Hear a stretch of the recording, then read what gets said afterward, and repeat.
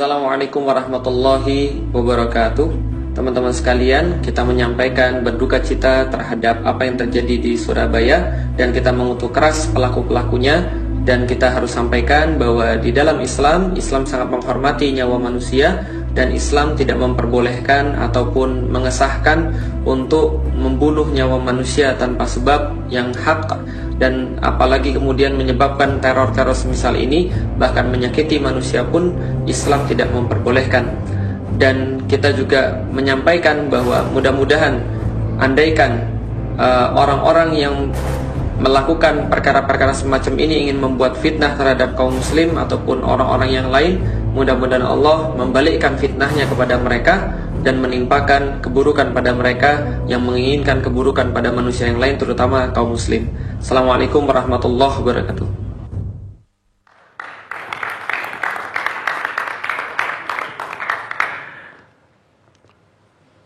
Pemirsa, kita masih di Indonesia Lawyers Club.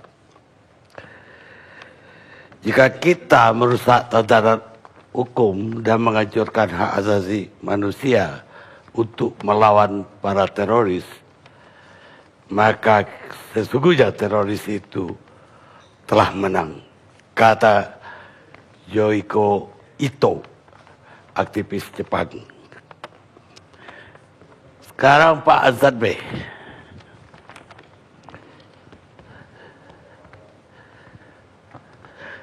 Gimana Pak Ansat melihat apa yang terjadi dalam seminggu ini dan apa yang sudah dilakukan untuk itu oleh Polri dan masalahnya untuk ke depan?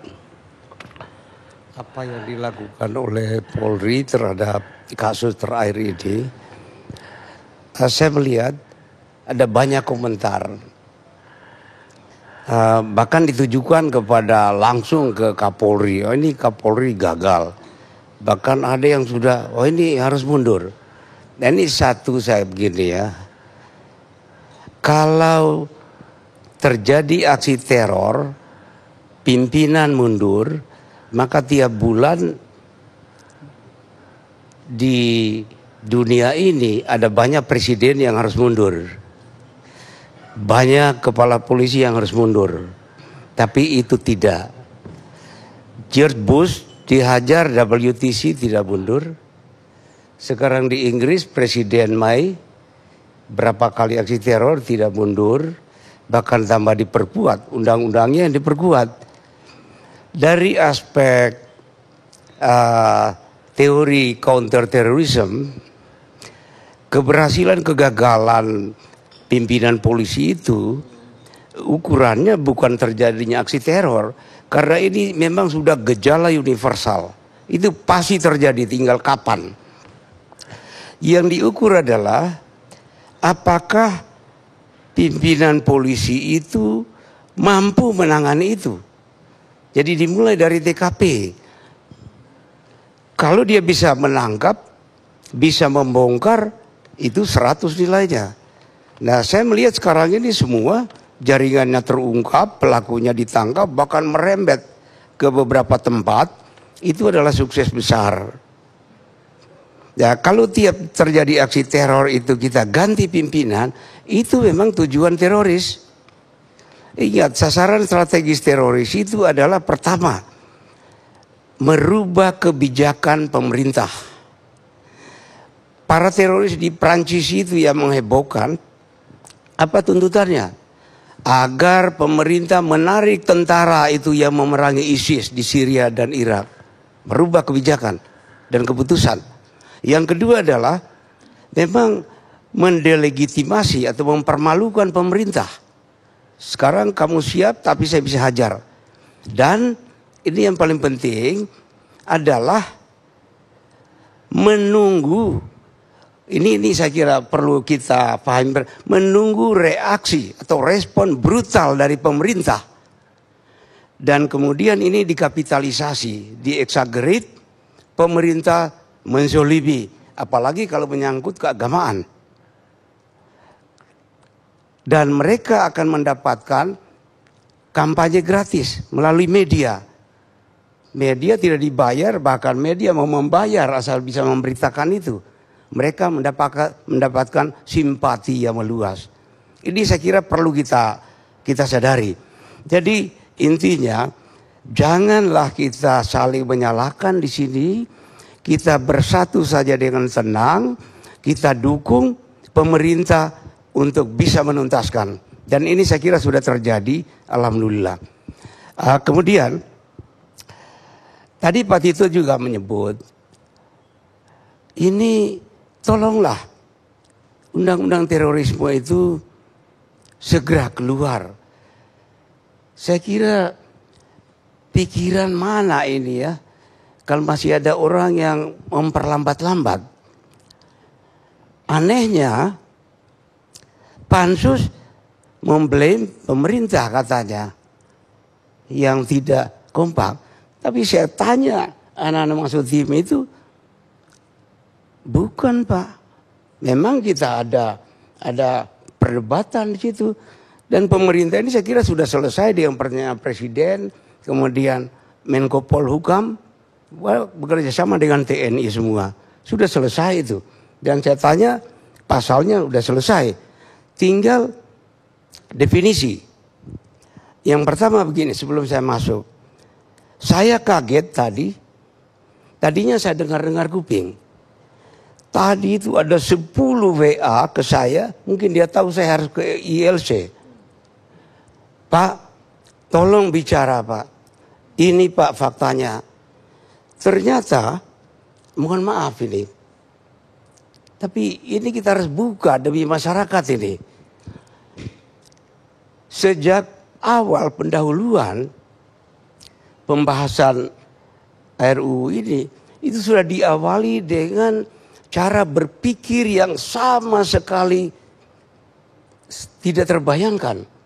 Ada pernyataan di pansus itu, di Poso itu, Santoso itu pahlawan, terorisnya itu Densus, polisi. Ini viral Pak. Pernyataan siapa? Ya? Pernyataan siapa itu? Saya kira tidak etis saya sebut nama. Bukan. Tapi di pansus. Orang DPR. Iya. Dia mau ngetip siapa atau dia ucapan langsung? Ucapan langsung. Itu viral Pak. Tadinya, ya tapi kalau viral belum keluar asli tadinya dari orang terus terang itu. saya tidak percaya ya. Saya juga malas buka itu. Tadi kok numpuk ini sama semua. Pak, ini suara rakyat. Itu ada dari Makassar, dari Medan, dari mana. Tidak bisa kalau pansus yang dengan pola pikir seperti ini bikin undang-undang. Ini masalah besar. Syukur Bu Eni kalau tinggal definisi ya. Definisi itu tadi ada 200-an yang definisi. Amerika itu FBI punya definisi. CIA punya definisi. Kemlu punya definisi. Itu Kementerian Dalam Negeri punya definisi. Tapi tidak satupun definisi itu yang masuk undang-undang. Definisi itu dipakai dalam diskusi-diskusi brainstorming itu. Kalau itu masuk hanya macam intronya masuk di pendahuluan atau apa itu. Tapi tidak masuk pasal. Sebetulnya paling lengkap sudah undang-undang kita 15. Kalau melihat definisi artinya memahami apa itu terorisme. Pasal 6 itu jelas sekali kok. Dan saya ingat betul masalah pembahasan undang-undang terorisme dari para bidan-bidannya dulu itu. Memang dihindari Pak bikin definisi. Jadi kalau pansus nunggu definisi, tahun depan juga nggak kelar-kelar itu. Kenapa dihindari? Ini akan terjadi perbenturan yang lebih hebat. Bung Karni, 2011 saya diperintahkan waktu itu untuk menghadiri konferensi negara Islam di Teheran. Itu konferensi dipimpin Ahmadinejad. Temanya itu merumuskan definisi terorisme. Selesai itu katanya mau dikirim di negara masing-masing, kita diminta alamat. Alhamdulillah sampai hari ini tidak ada. Nah, Ahmadinejad udah diganti Pak. Tidak pernah datang itu Bung Karni. Tapi Iran tetap aja menangani terorisme. Jadi definisi itu tidak, pasal 6 itu kalau mau bikin, mau harus dengan definisi, tinggal angkat pasal 6 itu, dirangkai. Asal jangan ditukangi lagi. Ditukangi lagi Pak. Risikonya adalah bisa memandulkan pasal-pasal tentang tindakan tegas. Bisa memandulkan itu kalau dimasukkan di pasal. Ini risiko. Nah, tadi Bu Eni sebutkan antara lain menimbulkan korban massal. Banyak sekali kasus teror hanya 1 orang korban. Apakah itu bisa kita laksanakan? Jadi lupakanlah itu definisi. Toh di pasal 6 undang-undang existing ini sudah ada kok. Selama ini orang nggak pernah tanya definisi, apalagi teroris. Nggak pernah tanya definisi dia kan. Kita kok masalah itu berkutat. Alangkah bodohnya kita. Saya kira itu penting sekali ini. Sangat penting.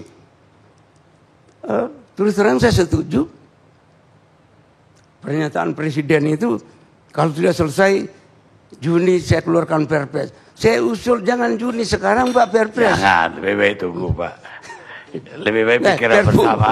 Iya daripada pikiran tertular. Karena saya sudah bayangkan Bung Karni, itu sangat berbahaya. Ya, sebentar lagi kata Ibu. Minggu depan Pak. Sangat berbahaya. Masyarakat ini sekarang sudah geram. Itu kemarin sampai ganti saja itu pansusnya, ketua pansusnya. Karena mereka tahu ini.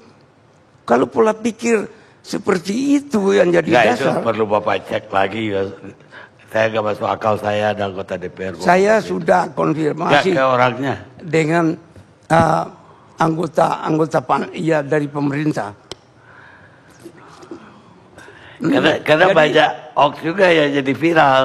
Jadi ini masalah kita bersama Pak. Bukan soal apakah itu dimasukkan di pasal, tapi jelas dalam satu sidang dikemukakan pemikiran ini tentu mewarnai ini dalam pasal-pasal. Pantas ini terus terhambat.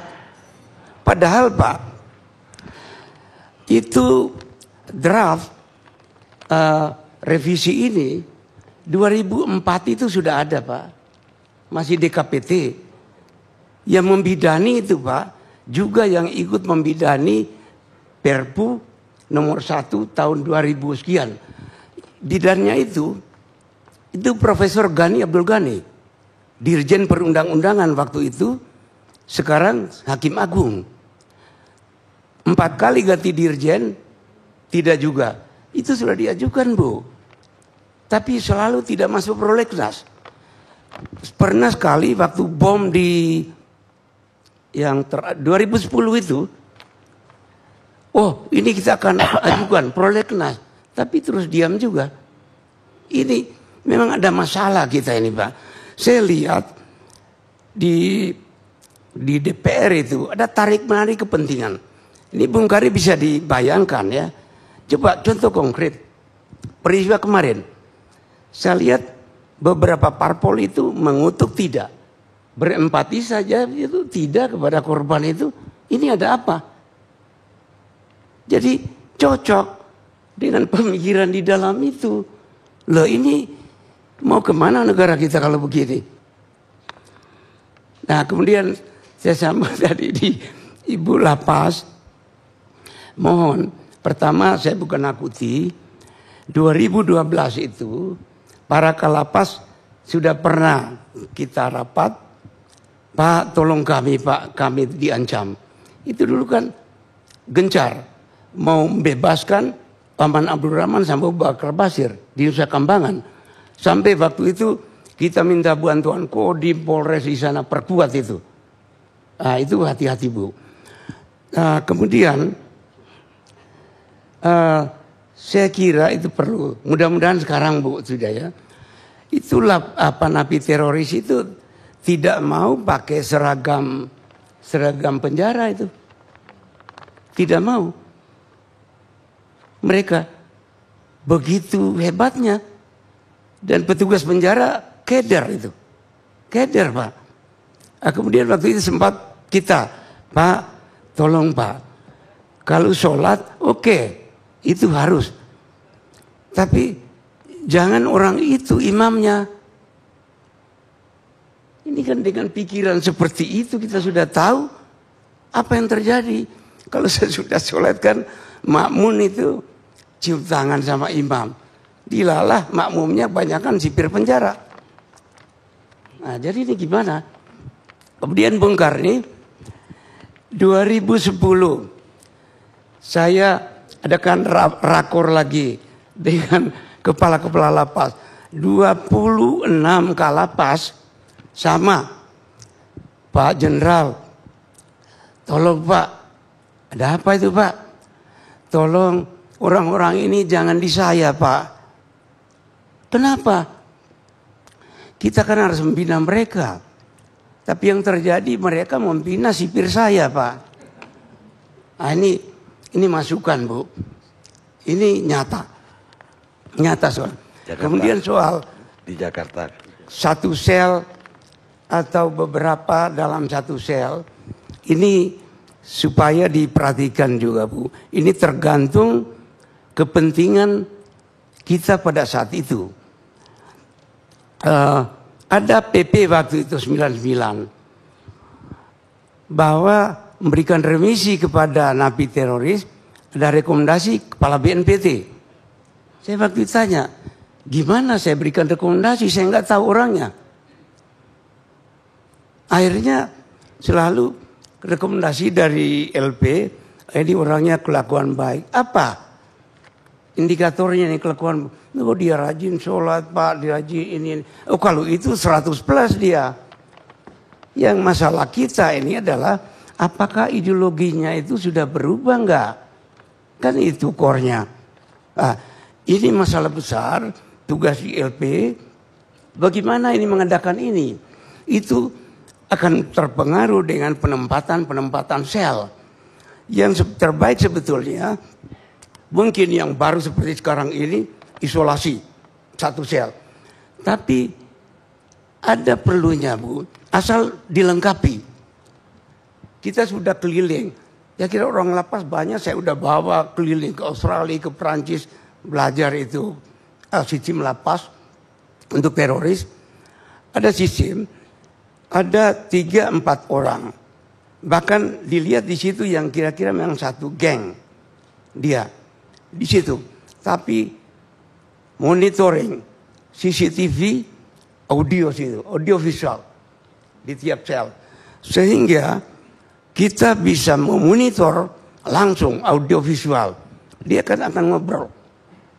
Oh orang ini masih begini, oh orang ini sudah tidak. Nah ini akan sangat menolong. Saya kira, saya yakin dengan Dirjen Lapas ini sudah paham ini. Dan mari kita dukung beliau ini untuk melakukan terutama prosedur-prosedur keamanan.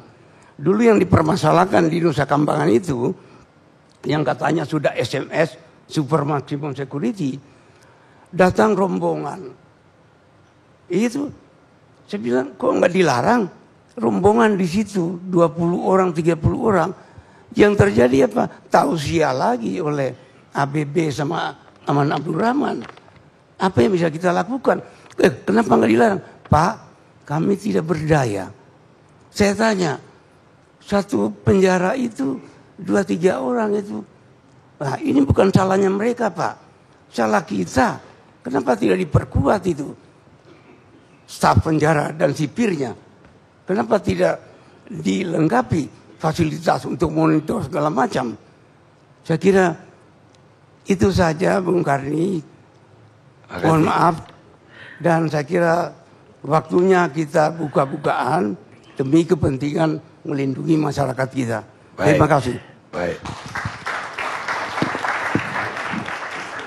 Ini saya terpaksa mendahulukan Kiai Muhammadiyah. Jadi Kiai NU belakangan. Kenapa?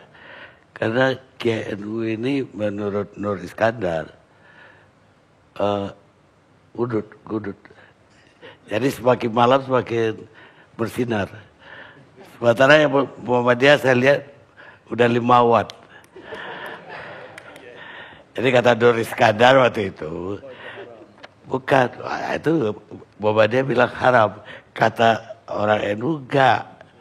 Justru karena ngudut jadi kuat, bisa wirid sampai pagi, sholat subuh, habis itu menafkahi istri-istri. Kalau Muhammadiyah enggak, satu tidur aja sampai subuh. Sekarang saya dahulukan ketua yang lama, Pak. Profesor Din Samsudin. Sekarang ketua Dewan Pertimbangan MUI. Apa tanggapannya terhadap sebagai wakil umat dari Kapolri udah, dari Kemenkumham udah, dari BNPT juga udah. Oke, bismillahirrahmanirrahim. Pak Presiden ILC yang terhormat, ini sudah larut malam, suara saya serak.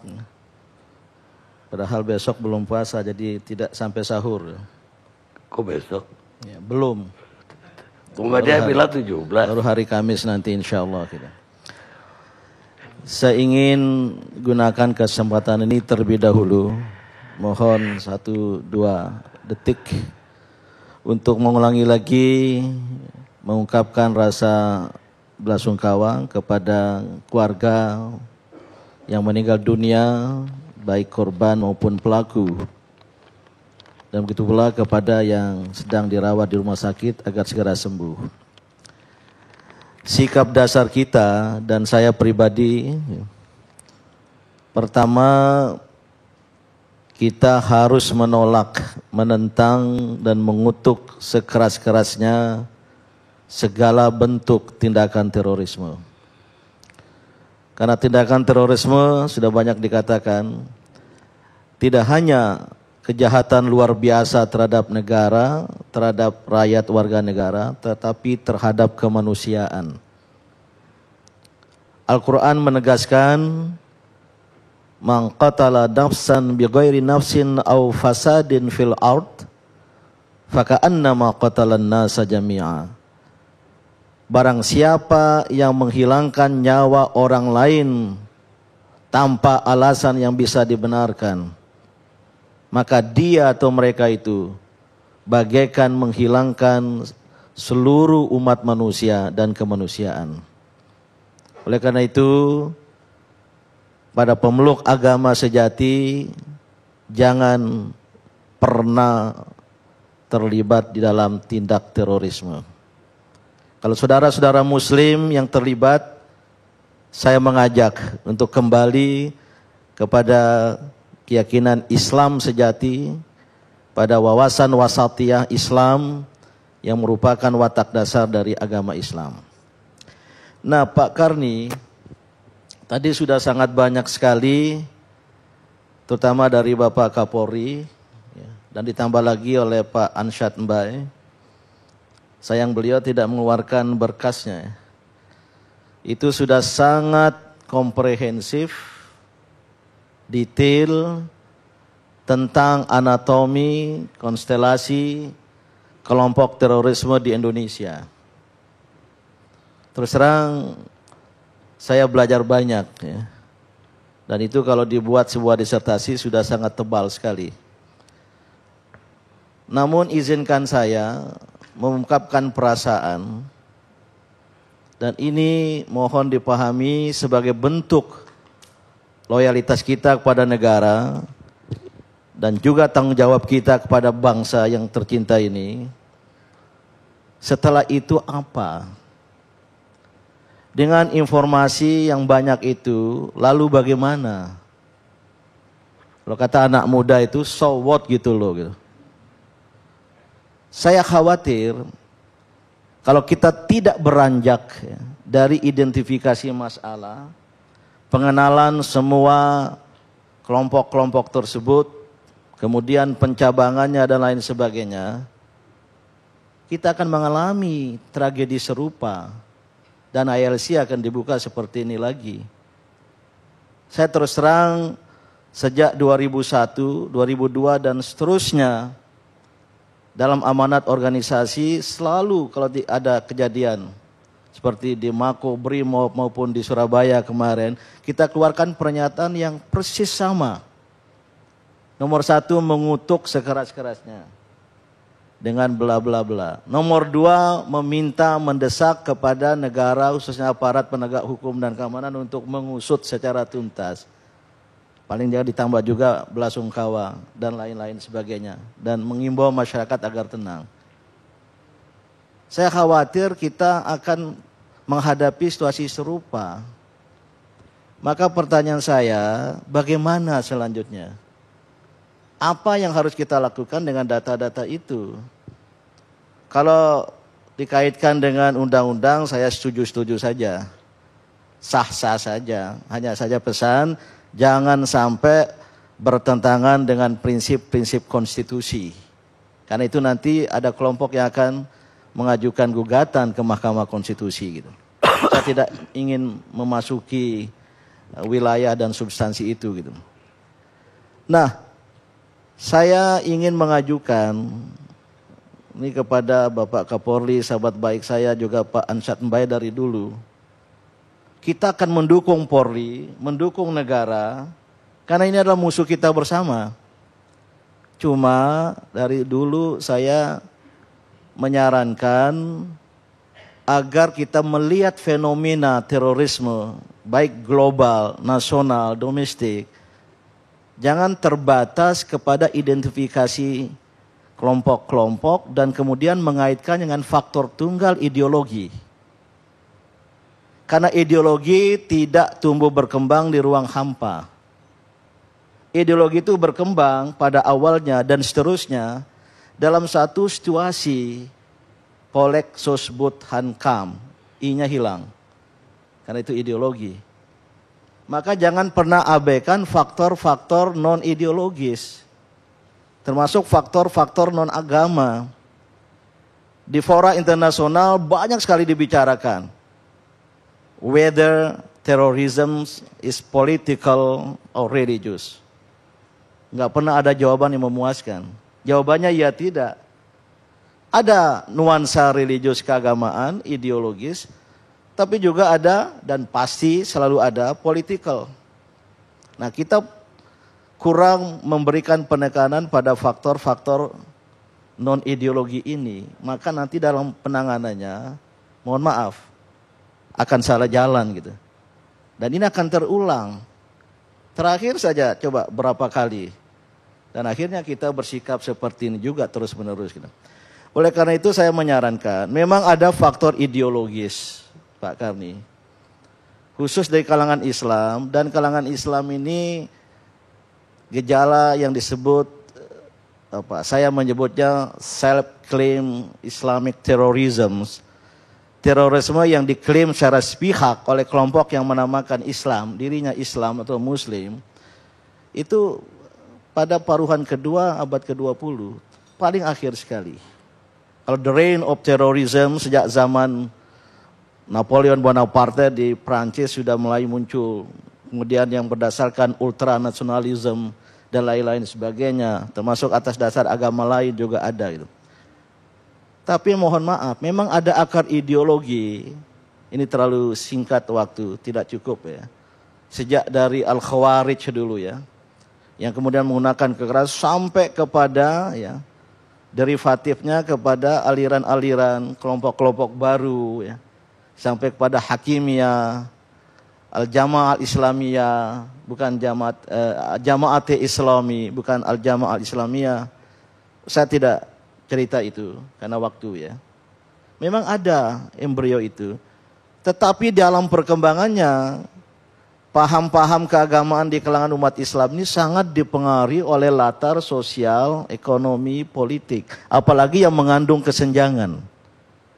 Maka selama global injustice, terutama dalam penyelesaian masalah Palestina dan Israel, terutama ketika terjadi invasi, agresi di dunia Islam, maka akan semakin banyak radikalisasi di kalangan umat Islam. Tidak hanya di luar sana, tapi juga di Indonesia.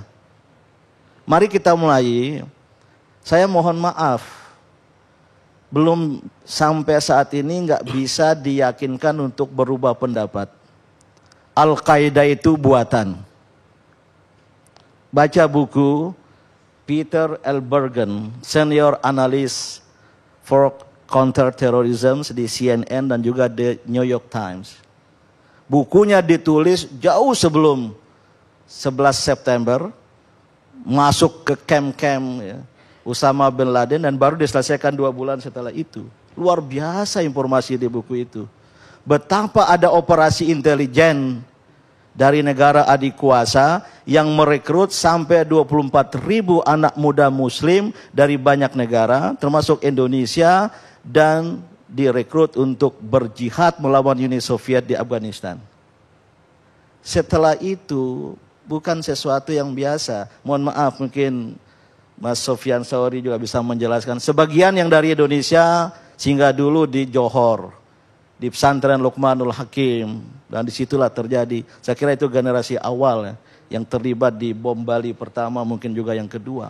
Negara lain juga demikian, termasuk Osama bin Laden. Oleh karena itu ini nggak bisa dipisahkan dari sebuah rekayasa global yang sesungguhnya ingin menghancurkan umat Islam dan dunia Islam. Sayang memang ada embrio ya, kekerasan dari pemahaman keagamaan yang sempit dan salah dari kalangan sebagian dari umat Islam. Ini Al-Qaeda. Sisa Al-Qaeda setelah Osama bin Laden, Az-Zarqawi masih ada, Jabhat An-Nusra, kemudian didorong menentukan ISIS. Silakan buka YouTube para pemirsa.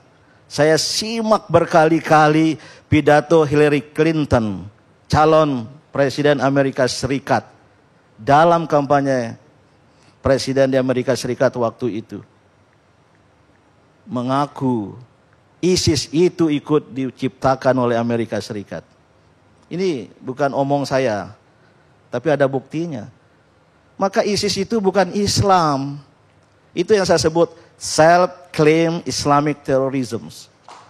Diklaim, tetapi sebenarnya ada pemain-pemain. Nah sekarang, dengan adanya termasuk di Indonesia, Asia Tenggara, saya hanya mengusulkan tadi, tolong beri juga perhatian kepada faktor-faktor non-ideologi. Ada faktor-faktor yang banyak. Saya tidak punya data di tangan, tetapi kalau mau melihat, mohon maaf, umat Islam Indonesia sudah kenyang dengan perekayasaan seperti komando jihad. Seolah-olah kalangan Islam demi berjihad. Tapi sudah ada disertasi tentang itu. Dan ada lagi kejadian-kejadian lain gitu. Maka oleh karena itu, mari bersama-sama, saya termasuk yang sangat geram juga, sangat gusar juga. Mengapa terjadi dan terjadi lagi? Kita dukung Polri, kita dukung negara, namun mungkinkah ya ada ya pamannya mempertimbangkan suara-suara dari masyarakat. Sebelum berakhir ya Pak Karni, pertama kesalahan fatal George W. Bush dulu dengan proyek War on Terror adalah melakukan atribusi terhadap Islam, melakukan generalisasi, dan melakukan stigmatisasi, terutama oleh pers yang anti-Islam itu. Oleh karena itu, terakhir, memang pendekatan di dalam memberantas terorisme ini law enforcement. Selain materi hukum, tapi penegakan hukum itu sendiri harus secara konsekuen. Itu kita serahkanlah kepada lawyers dan kepada legislator gitu. Nah yang kedua ini pendekatan kultural. Ini memang tanggung jawab dari ormas-ormas Islam. Ini ada wakil dari NU, wakil dari Muhammadiyah ya. Tapi mohon diketahui, ormas Islam itu sudah lama meminta data. Pak Karni, tahun 2003 saya LO atas nama MUI dan ormas-ormas Islam dengan Mabes Polri yang oleh waktu itu dipegang oleh badan intelijennya Letjen Jamris. Permintaan MUI jangan kaitkan aksi terorisme itu dengan Islam. mereka menggunakan, kenapa? Mungkin Kapolri menggunakan istilah itu kelompok penjahat, kelompok pengacau keamanan gitu. Karena begitu menggunakan nama Islam yang mereka memang sengaja, mohon maaf, banyak menyinggung perasaan umat Islam yang sesungguhnya tidak berada dalam lingkaran pemahaman yang radikal itu. Bisa enggak? Kita pernah itu. Dan banyak yang sebenarnya teroris, aksi-aksinya tapi tidak dinyatakan sebagai kelompok teroris. Nah, ini salah satu cara, ya. Yang kedua, ya kalau ada data 100-200 orang ya, yang pulang dari Syria, itu kalau diberitahu kepada ormas-ormas Islam kan akan bisa mereka memantau. Tapi kita tidak tahu. Kemarin, dulu maksud saya, ada sekitar 1000-an returnee Afghanistan. Saya sampaikan kepada Mabes Polri pada era Dai Bakhtiar, untuk kita kumpulkan, ya, mereka ada perwakilan yang datang pada saya. Bisa nggak ada suatu pendekatan kami nggak usah dikejar-kejar? Bagaimana cara yang Indonesiawi kira-kira dalam menyelesaikan. Tapi waktu itu tidak berjalan proyek itu. Karena kita tidak tidak pegang data itu. Jadi kalau mau bekerja sama dengan ormas-ormas, berilah mereka data. Ini berada di kampung ini, di kecamatan ini, sehingga bisa dipantau. Gitu. Nah yang terakhir, jalan keluarnya itu memang harus kita ciptakan satu situasi yang kondusif. Ya, dalam bidang politik, sosial, ekonomi.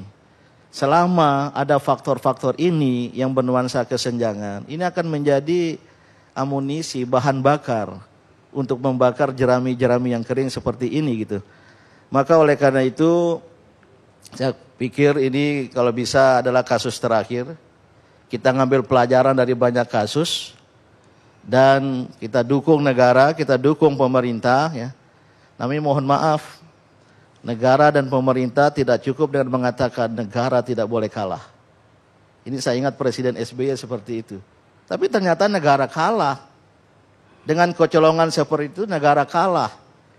Maka saya kira ya langkah-langkah kita bersama adalah langkah-langkah yang lebih komprehensif. Saya ingin duduk bersama ya dari kalangan ormas Islam ini bagaimana strategi nasional yang komprehensif dalam rangka menanggulangi terorisme ini. Saya ingin akhiri dengan lewat kesempatan ini Pak Karni mengimbau kepada umat berbagai agama, khususnya umat Islam, umat Kristiani, ya, agar dapat menahan diri, jangan sampai.